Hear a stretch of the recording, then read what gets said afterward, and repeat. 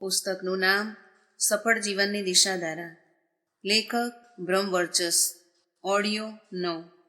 બ્રહ્મચર્યનો પ્રભાવ. બ્રહ્મચર્ય પાલન જીવનનું અનિવાર્ય પાસું છે. બ્રહ્મચર્યને આધારે મનુષ્યમાં અનેક ગુણ વિકસે છે. સંસારમાં જે કાંઈ નિરોગી, સુંદર, સ્વરૂપવાન, ક્રાંતિવાન, મનોહર અને જે વીરતા, ઓજ, પરાક્રમ, બુદ્ધિમત્તા, સૌમ્યતા, શ્રેષ્ઠતા વગેરે ગુણથી જે સમજાય છે તે બધું જ બ્રહ્મચર્યનું જ ફળ છે. બ્રહ્મચર્યનું પાલન કરનાર વ્યક્તિ જ વીરતા અને વિજયને વરે છે. જ્યારે બ્રહ્મચર્યનો અભાવ પતન, પરાભવ અને વિનાશનું કારણ બને છે. તેમ છતાં વર્તમાનની વિટંબણાએ એ છે કે દૈનિક જીવનમાં બ્રહ્મચર્યનો અભાવ જણાય છે.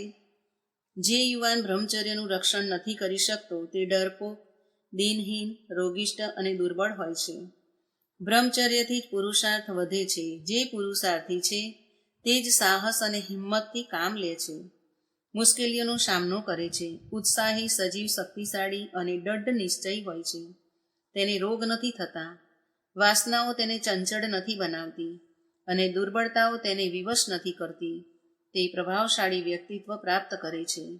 દયા, ક્ષમા, શાંતિ, પરોપકાર, પ્રેમ અને સદભાવ તેના જીવનમાં છલકાતા રહે છે. જે ઓછામાં ઓછું 25 વર્ષની ઉંમર સુધી મન, વચન અને કર્મથી દૃઢતાપૂર્વક બ્રહ્મચર્યનું પાલન કરે છે તે પોતાની જાતને જીવન શક્તિથી ભરપૂર અનુભવે છે. તે ઓજસ્વી અને બળવાન બને છે. તેમના અંગ અંગમાંથી સૌંદર્ય છલકાયા છે. તેમના મુખમંડળ પર અનોખા પ્રકારની આભા દેખાય છે. બ્રહ્મચર્યનું પાલન ન કરનાર વ્યક્તિ હીનતાના ભાવથી પીડાય છે. કોઈ કામમાં તેનું મન નથી લાગતું, સુસ્ત રહે છે, સ્વભાવ ચીડિયો થઈ જાય છે, ક્રોધી બની જાય છે. તેના મનમાં ગંદા, કામુક વિચારો ઘુમરાયા કરે છે. તે અશ્લીલ ચિત્રો જોવાનું અને અશ્લીલ પુસ્તકો વાંચવાનું પસંદ કરે છે. શૃંગાર પ્રધાન નવલકથા, વિષય વાસના વિષયક પુસ્તકોમાં જ રસ લેતા રહે છે. ગંદી ફિલ્મો, ગંદા ગીત અને અશ્લીલ હરકતો, બસ આ જ તેની નિયતિ બની જાય છે. જેનું મન આવી હરકતોમાં વ્યસ્ત હોય છે, શું વિદ્યાલયના ભણતરમાં રસ લેશે? આવા છોકરા અને છોકરીઓ નથી ભણતા, નથી બીજાને ભણવા દેતા. વિચારો, આનાથી તમે કેવી રીતે સુરક્ષિત રહેશો? આ તો અસંયમની માનસિક સ્તરની વાત થઈ. હવે તેની શારીરિક હાલત જુઓ. શરીરમાં નબળાઈ, ખાલી ચડવી, ત્વચા નિસ્તેજ, કપાળ અંદર ગયેલું, નેત્ર શુષ્ક, ગાલ પર ખીલના ડાઘ, ઝાંખપ, કાળા ચકામાં, સાંધામાં દર્દ, હથેળી અને તળિયામાં પરસેવો થવો, અપચો અને કબજિયાત, રાત્રિમાં સ્વપ્નદોષ, આંખો સામે અંધકાર છવાઈ જવો, થોડી મહેનત કરતાં થાક લાગવો, ચક્કર આવવા, બેભાન થઈ જવું વગેરે શારીરિક નબળાઈઓ છે જે બ્રહ્મચર્યનું પાલન ન કરનાર યુવકોમાં મોટે ભાગે જોવા મળે છે. એટલે સુધી કે આવા યુવકોને ગરમી, મૂત્રરોગ વગેરે જેવા નિંદાપાત્ર રોગ ઘેરી લે છે. વિજય પ્રાપ્ત કરીને દેવતા મહર્ષિ દત્તાત્રેય પાસે ગયા અને પૂછવા લાગ્યા, ભગવાન, 2 વાર પરાજય અને અંતે વિજયનું શું રહસ્ય છે? મહર્ષિએ કહ્યું, જ્યાં સુધી મનુષ્ય સદાચારી અને સંયમી રહે છે ત્યાં સુધી તેનું સંપૂર્ણ બળ વિદ્યમાન રહે છે, અને જ્યારે ખરાબ રસ્તે ડગલું ભરે છે તો તેનું અડધું બળ ક્ષીણ થઈ જાય છે. પરંતુ સ્ત્રીનું અપહરણ કરવાની કુચેષ્ટામાં દાનવોનું બળ નષ્ટ થઈ ગયું હતું, તેથી તેમને સરળતાથી જીતી શકાયા. બ્રહ્મચર્યની રક્ષા કરો. કિશોર અવસ્થાથી યૌવન પ્રવેશનો સમય ખૂબ નાજુક હોય છે. જો યુવક પોતે પોતાની જાતને સંભાળી લે તો સારું છે, નહીતર બગાડવા માટે અને કુમાર્ગ પર જવા માટે સમાજમાં એટલા પ્રલોભનો ફેલાયેલા છે કે સારા પરિવારના યુવકો પણ ખરાબ માર્ગે ચડી જાય છે. યૌવન બ્રહ્મચર્ય પર આધારિત છે. સંયમથી જીવો, યૌવન આપમેળે રક્ષાઈ જશે. ટેલિવિઝન, સિનેમા, ગંદુ સાહિત્ય આ ત્રણેય યુવકોનું સત્યાનાશ કરવામાં લાગેલા છે. તે અશ્લીલતા ભડકાવે છે અને યુવકોને ગંદો માર્ગ બતાવે છે. તમે ઘરમાં ટેલિવિઝન જોઈ રહ્યા છો, પરંતુ જોતી વખતે માત્ર તેના પર જ ધ્યાન કેન્દ્રિત કરો જેનો જીવન નિર્માણ સાથે નજીકનો સંબંધ હોય. ફુવડને જોઈને શું કરશો? તેને છોડી દો અને સારા તત્વોને ગ્રહણ કરો. જો તમારામાં આવા પ્રકારની નિર્ણાયક શક્તિ વિકસિત થઈ ગઈ તો તમે ટેલિવિઝન, સિનેમાના ખરાબ પ્રવાહોથી બચી શકશો. માત્ર મનોરંજન કરાવનાર અને જ્ઞાન પ્રદાન કરનાર સિરિયલ જ જુઓ. બ્રહ્મચર્ય આપણને જીવનમાં સાદગી અને ઉચ્ચ વિચાર અપનાવવાનું શિક્ષણ અને પ્રેરણા આપે છે. સાથે સાથે સહયોગ, સાહચર્ય અને પવિત્ર રીતે જીવન નિર્વાહના માર્ગને પણ પ્રશસ્ત કરે છે. બ્રહ્મચર્યના આધારે માનવ મહામાનવની સ્થિતિ સુધી પહોંચી શકે છે. બ્રહ્મચર્ય રક્ષણના ઉપાય: 1. સૂર્યોદય પહેલાં ઉઠવું, દરરોજ ચાલવું અને દોડવું. 2. યોગાસન, પ્રાણાયામ કરવા. 3. અંકુરિત અનાજનો નાસ્તો કરવો. તેલ, ખટાશ, મરચું, મસાલાનો પ્રયોગ ઓછો કરવો. 4. કોઈ વાસનાત્મક વિચાર તરંગ આવતા જ મનમાં ને મનમાં સ્મરણ કરવું કે હું વિશુદ્ધ આત્મા છું, ઇન્દ્રિયો મારા વશમાં છે, હું શુભ વિચારું છું, મારા સંકલ્પ મહાન છે, હું વિષય વાસનાની ચુંગાલમાં ન ફસાઈ શકું. 5. બ્રહ્મચારી થવામાં શાન સમજવી. 6. મનને શુદ્ધ અને સાત્વિક વિચારોમાં પરોવી રાખવું. 7. સદાચારી બનવાનો સંકલ્પ કરવો. 8.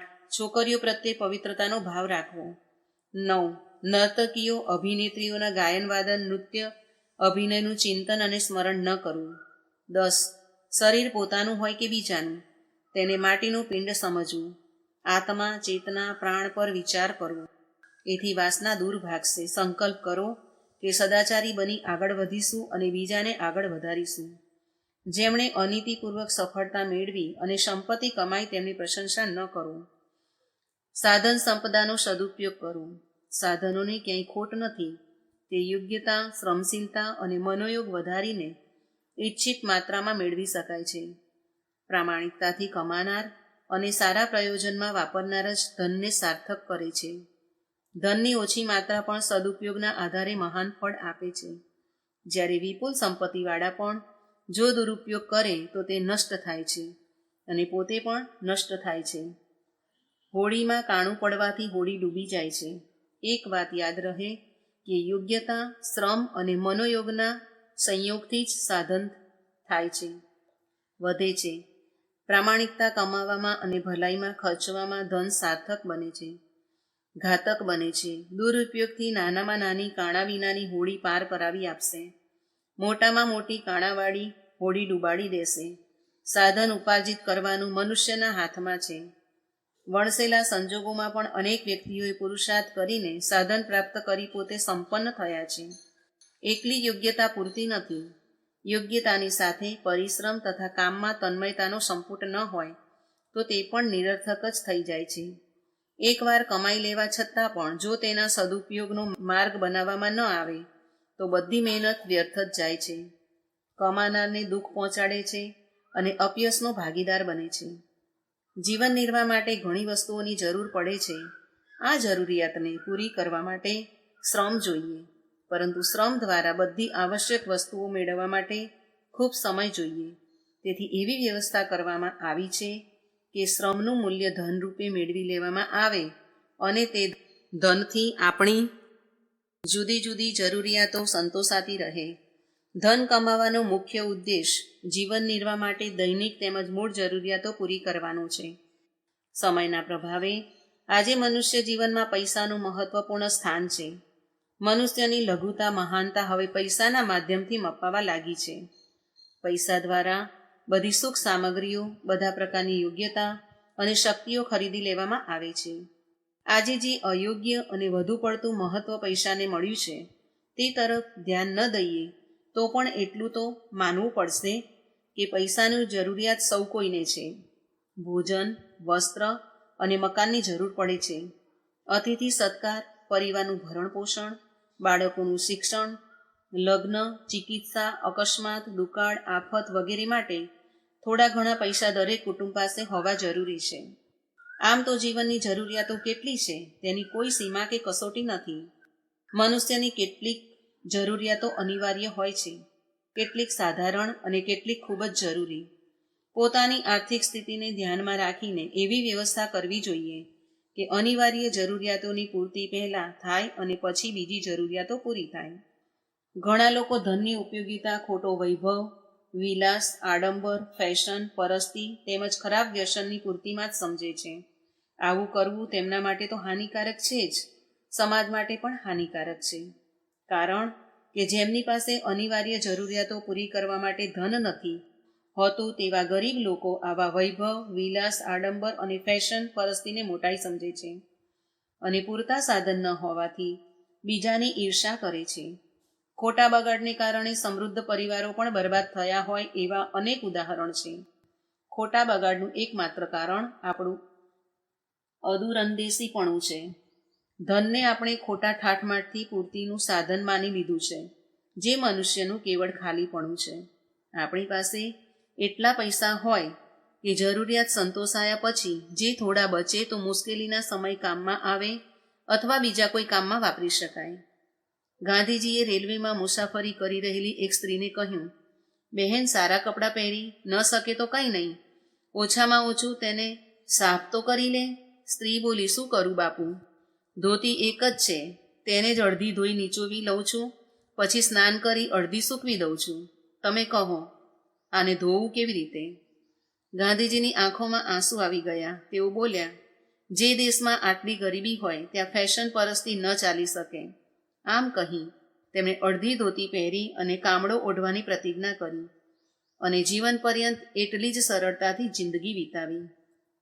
એમ માનવું ભૂલ ભરેલું છે કે જેટલું વૈભવ વિલાસનું પ્રદર્શન કરીશું, ઠાઠમાઠથી રહીશું અને આપણી જરૂરિયાતોને જેટલી વધારીશું તેટલા લોકો આપણને સુખી સમજશે. લોકો ભલે સમજવા લાગે કે તમે સુખી છો, પરંતુ આવી બિનજરૂરિયાતને વધારવાથી જે આર્થિક મુશ્કેલીઓ ઊભી થાય છે તે આપણને દુઃખી અને ત્રસ્ત કરી દે છે. આવી બનાવટી જરૂરિયાતો એવા દુર્ગુણ છે જેનાથી મનુષ્ય પોતે પોતાના પગ પર કુહાડી મારે છે. તેનાથી આર્થિક મુશ્કેલીઓ તો આવે જ છે, સાથે સાથે વ્યક્તિગત અને કુટુંબની પ્રગતિમાં પણ અવરોધ ઊભા થાય છે. ફેશનના વ્યસનથી આજે બધા જ જકડાયેલા છે. ફેશન વધારવાને કારણે માત્ર બગાડ જ નથી થતો, પરંતુ અંગ પ્રદર્શન ફેશનનો ભાગ બની ગયું છે અને આપણા નૈતિક મૂલ્યો પર તેની ખૂબ ઊંડી છાપ પડી રહી છે. કુટુંબમાં ઝઘડા, કડવાશ વગેરે ખરાબી આ ધનની લાલસા અને લાલચને કારણે વધતા જાય છે. વિદ્યાર્થી વર્ગ તેનાથી સુરક્ષિત નથી, પરંતુ તેમનામાં ફેશન અને આડંબરની લાલસા ઘણી વિકૃત થતી જાય છે. મા બાપ જે પોતાના બાળકોની ફેશનની પૂર્તિ નથી કરી શકતા, તેની ખરાબ ટેવોને પોષવા માટે પૈસા પણ નથી આપી શકતા, તે મા બાપ બાળકોની દ્રષ્ટિએ નીચા ગણાય છે અથવા આર્થિક સંકળામણ ભોગવી રહ્યા છે.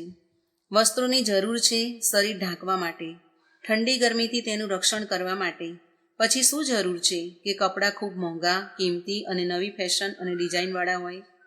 પેટ ભરવા માટે સાત્વિક, પૌષ્ટિક ભોજન જરૂરી છે, પરંતુ પોતાના સ્વાદ માટે, મોટાઈ દેખાડવા માટે મીઠાઈ, પકવાન, ચાટ, પકોડી અને કોણ જાણે શું શું ઝપટે છે.